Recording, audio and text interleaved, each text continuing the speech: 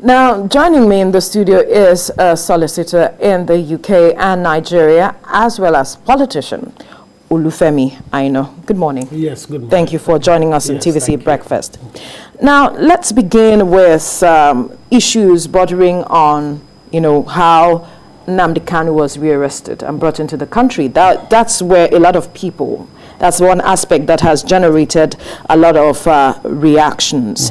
A lot of persons are questioning the legitimacy of the procedure adopted in bringing him into the country. We've seen the reactions from his family, but government insists that it was a collaborative effort between Nigeria's security operatives and some other intelligence operatives, and that was how they were able to, bring Nnamdi Kanu into the country, or rearrest him, so to speak.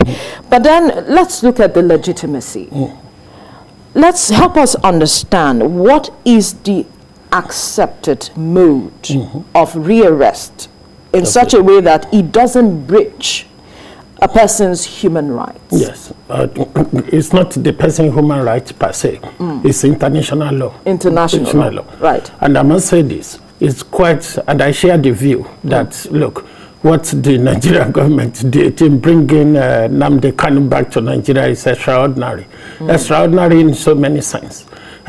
What they are saying is that it was due to collaboration between the Nigerian government and other agencies. Well, that is the government marking their homework. And that's not the way to go. And that is something we need to condemn. I'm not saying we shouldn't bring Nnamdi Kanu to justice, but let us follow the proper procedure. And the proper procedure is to have a proper extradition hearing, whereby Nnamdi Kanu will be able to explain to a proper court that, look, I must not be extradited to Nigeria because of this reason or whatever. And there's one important point. Listening to the Attorney General and others, nobody has shown us an extradition order that this man should go back to Nigeria and face his criminal trial. And the extradition is a formal process whereby you bring a fugitive who is running from justice from one country back to that country to go and face trial or serve the punishment. And I used the word formal. It is not something you do through the diplomatic maneuvering. Right. It is not something you do by just going there, you pick the person, you put him in the plane, and then the moment they wake up, they are in Nigeria. And in this case, it is very concerning that even in Kenya, the brother said he was picked in Kenya. Yes. That is a credible source. Let's believe the brother. Let's leave others who are saying maybe it was a honey trap or a sugar babe and all this cock and bull story. But even in Kenya, they have a law there. And that law is called Extradition Commonwealth Countries Act. And it has been there since 1968.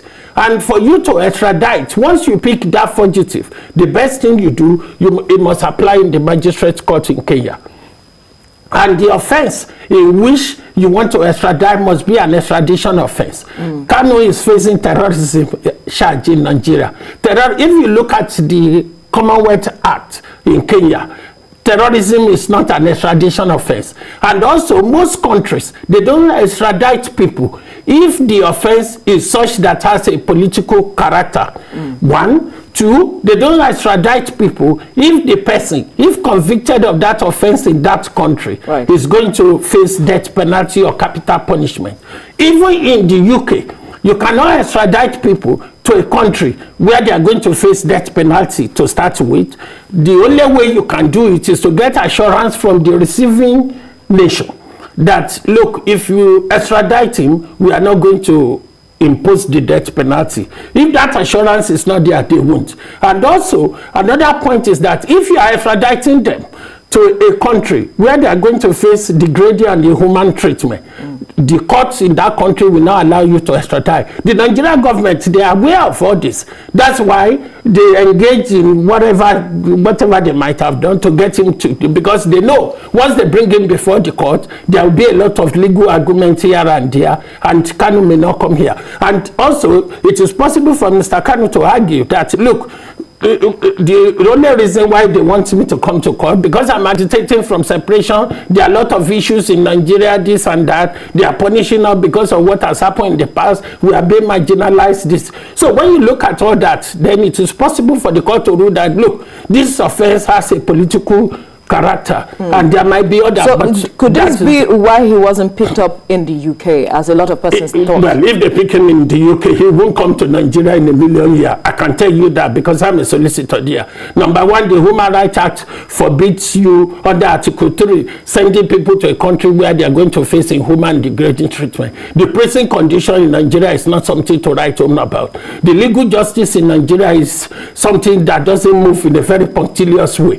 That in the sense that cases can last for years. And you're talking about petroleum bill that has been there since so many years. You see, when you look at all that, they won't. And you will not, and to give yourself the benefit of hindsight, there has been a persistent attempt to extradite Alison Disiani from the UK. Up to today, what happened? There has been a persistent attempt to extradite Julia Assange from the United Kingdom to America or Switzerland to face this with the allegation against him. Up to today, it hasn't happened. So the United Kingdom will not. That's why they did not even make attempt. The only thing, what they did is to look for a friendly country or find a way to lure him to get to that country so that they can pick him. And I shared the brother's statement when he said, look, there is no other word for this. This is what they call rendition, whereby you pick the person, they get disoriented. In the dark world, there are a lot of things that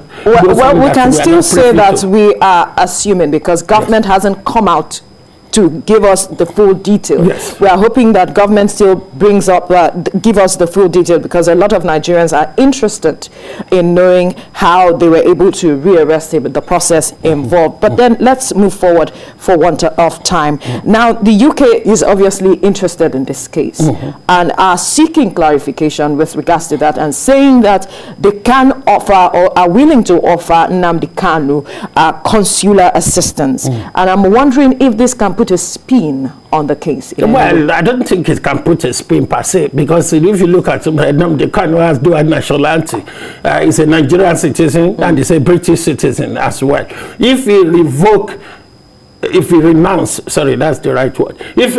the Nigerian citizenship, he will get a full consular assistance. Because you see, under the Vienna Convention of 1963, you as a Nigerian citizen, if you travel abroad and you have problem and the police arrest you, the first thing they will do is that, is there somebody you would like to contact? Yeah. If there is nobody, they will put you through to the welfare officer at your High Commission or embassy so that you speak to the welfare officer, because the embassy are under a duty under that convention to give you a consular assistant. Being a British citizen, he will get a limited consular assistant because he has two nationality. That is one.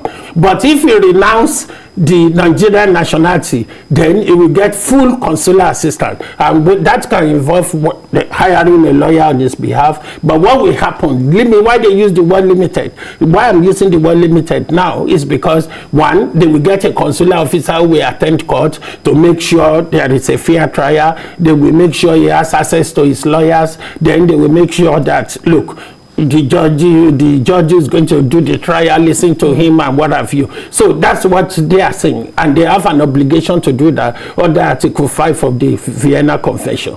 But having said that, if he now renounces British nationality and renounces the Nigerian nationality, that can cause all sorts of legal argument, because he becomes a stateless person, and the Nigerian government will probably have a problem because they are under obligation under international law to prevent statelessness. So what they can do, if the Kanu choose to renounce Nigerian nationality, they will say, no, they are not going to accept it. You are still a Nigerian, and we have the right to bring you to trial. So it goes on and on. Yeah. All right. Okay, so the government is saying that he and his conspirators are going to face the full wrath of the law. And when government was speaking yesterday, they talked about his lavish lifestyle and that they have a treasure trove of information on the IPOB leader as well as his conspirators as well. And the question on the lips of some Nigerians is the lavish lifestyle being mentioned and some of this information. Are these admissible in court? That's where the problem lies. Number one, this is a non-life.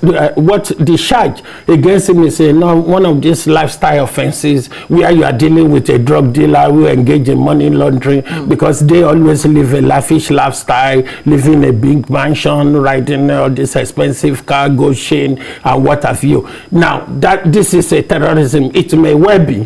What they are going to say is that, look, fund has been going into the account and is using that fund to get weapon here and there. And now you will realize that they've picked his phone. And I'm glad you used the right word, treasure trove. Once you pick the phone, you pick the laptop, that can lead you to so many people who this person has been communicating with. And they were going to carry out what is called cell phone analysis. And when you do the cell phone analysis, if you buy the phone in 1960 or 1970, we can, once they do the cell phone analysis, we can see all the texts you have sent right from day one, and it will show the people you've been communicating with. And normally, you know, as I do, that look, sometimes when you want to pick some of these criminals, once they move from here, you will know they've moved to Ibadan because the telephone masts which they are using can picks that, and from there you can trail them. But what is concerning is that Nnamdi Kanu, I don't think is a stupid person. Once you have a problem of this nature and you want to travel, are you going to use your real identity? Most of his contemporaries, what they do is to use assumed identity because they know the security agencies are after them. They are trailing them here and there. And also, who are you communicating with? Look, why one must commend the Nigerian government in a way for being able to trail him. They might have lured him using one of these kinky ladies with flamingo legs that, look, come down, we need to see you, blah, blah, blah, I want to befriend you. And then, so when they do that, it is called honey trap, where you use a woman to get them. Or the alternative, maybe you do what is called a target monitoring. You are not monitoring Nnamdi Kanu per se. You look for somebody very close to him that, look, on every important day in his life, this person is there. When he had his baby, the person was there. When he addressed the media, this person was there. When his father died, this person was very instrumental. So this is somebody who we know where he's been hiding. So let's leave him. Let's focus on that person. Then when you trade that person, that can lead you to him. And it's just why it's unfortunate the circumstances, but ideally it is right for him to face justice. Now, government is, because a lot of Nigerians have been calling for a fair hearing, fair trial. And the government has again reassured Nigerians from the statement it made yesterday that it's going to give Nnamdi Kanu a fair trial, because that was what he got before he jumped bail, according to them. But for you, in your context, what would be fair hearing, fair trial? Because a lot of persons are concerned that perhaps this could fuel the agitations we have seen in the southeast. Let me deal with the first aspect. You see, if Kanu is convicted of treason, he's going to face the death penalty. That is the law. But it has never happened in Nigeria before.